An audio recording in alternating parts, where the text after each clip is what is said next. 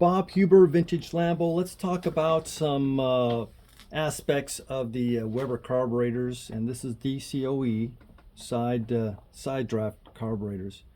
Now, some of them have fuel enrichment, some of them don't. And on the 350s, after the first few, which were all fuel enriched, they said, we don't need all this fuel enrichment to get this engine started. So half the carburetors, essentially one bank, has the fuel enrichment and the other bank doesn't. So a quick check on this. If you look in here, you see this hole right there. And then on the enrichment one, and then you can obviously see there's no hole on the one that does not have the enrichment. Other aspects, you see the hole pattern right here and hole pattern here. You know, there's several more holes. There's pistons inside here, and I'm not going to get into the pistons right now, but that is a major issue on people that don't like the looks of this. So this is mounted on here, and people say it's much cleaner if we just take this off and we put the block off plate, which is on the one that does not have the enrichment, and look at how clean is that.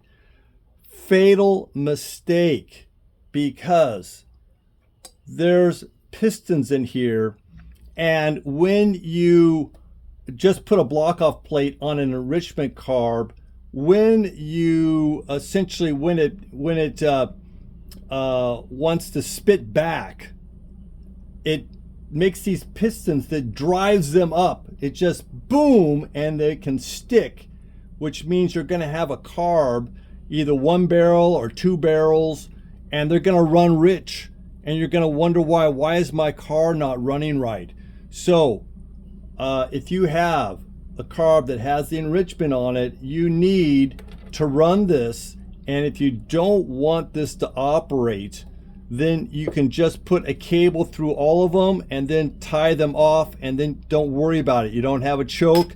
But as you can see on the back side here, these go into the pistons, and so you can gauge how much fuel enrichment you want. And these stop the pistons from going crazy. So when you take this off, the pistons just have a light spring in it. And as soon as the car spits back, essentially putting the charge backwards through the intake and spitting through the carb, this is going to cause the piston to go up, perhaps stick, and then you're in trouble. So, okay, that's done. Now, essentially, these carburetor parts, and on these earlier, I'm going to call it earlier ones, there were changes made. And so now trying to find parts for the earlier ones is getting more and more difficult. So it's very, very good that you can try and work around that if you can. Right now, I had these little screens, and two of them were missing here. And essentially it goes right inside here. When this rides up here, you want this screen to filter out dirt. So we need to make some screens for it. So I have some material here, and thankfully McMaster Car is relatively close to me, because then I can just call them up, and 99% of the time they have it, and I can actually go down, we'll call it and pick it up, which is really, really good. Or they can deliver it the next day. Very efficient company. So what I'm going to do is I have a 60 by 60, meaning and 1 square inch, 60 strands. So that's what we have here, which is quite close to this, if not perfect. So I'm just gonna make a little piece of cardboard so that I can put it into the slots here, and you just cut it up. I mean, nothing has to be perfect, but you can get it pretty close. it has a little bit of a curve on the top. We can just work the scissors so that we can come very close to that. So let's just try and do this first, getting it to the length that we want, and which is kind of nice because since this is just a straight shot on strands, you can pretty much pick a strand and it'll carry it all the way. So when we just do that, we can just carry this all the way. And then also just try and get as close as you can. Again, this is not exacting. Okay, so now we have this. Now we have to round the corners, but don't go crazy. Just a little bit is all you need, and just take your time and just try not to take too much of it off. Better to have it too little than too much. And and it doesn't have to be exactly round, it just has to turn the corner.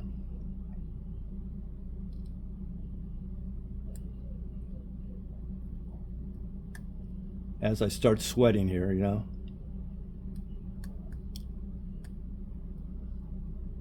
Luckily, the minimum amount is a foot by foot for this material. So anyway, I've rounded the corners here. And so when I come up and put this in, fit into the slot. So there you go. Now you have a nice new screen. So, and it's held in place just by being mounted on with the two screws. So that's what you can do as far as working around parts that might not be available for these things. Chances are you can try and come up with a substitute that is just fine. All right, so that's the first thing I want to talk about. Now the second one has to do with the accelerator pump. And on these, there's a spring, a piston, and it sits in the carburetor like this. Essentially, let's just bring one down. And it goes in here and down here. Now remember the lever that we put down here. This lever is going to meet up with this rod. So when this is all down like this, and then we turn the butterfly, this is going to go down. So that's how this thing works. Now the important thing is that when you take these carbs apart, you really need to inspect the springs. And let me just show you an example of the springs that were in the 350. You see a little piece of spring right there? That was inside the piston. So you can see the height of this spring compared to this one is broken off. So you can see obviously there's a chunk broken off, but ever so slight you can see this spring and this spring. So it doesn't look much and you might not think about it. My suggestion is, because they are still available, buy 6 new springs and be done with it, and then you know that the spring pressure on the accelerator pumps are all equal. We want to have the car run as smooth as possible, so we want everything to work in unison, and so that's it. So on these little guys, as far as taking them apart, you can pull up on the spring and then you twist the piston a little bit here. Be nice to me. Sometimes they're not so nice. And then it comes off.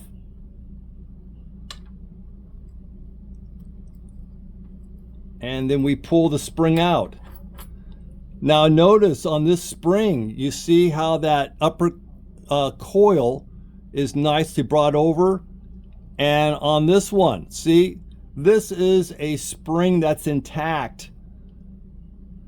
We have 3 of them out of the 6 are no good. So I think the odds that you should just go and change all 6 springs out on every time you do it is a plus.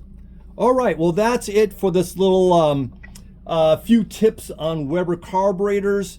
I hope this helps you out, and please like and subscribe. I'll see you on the next one.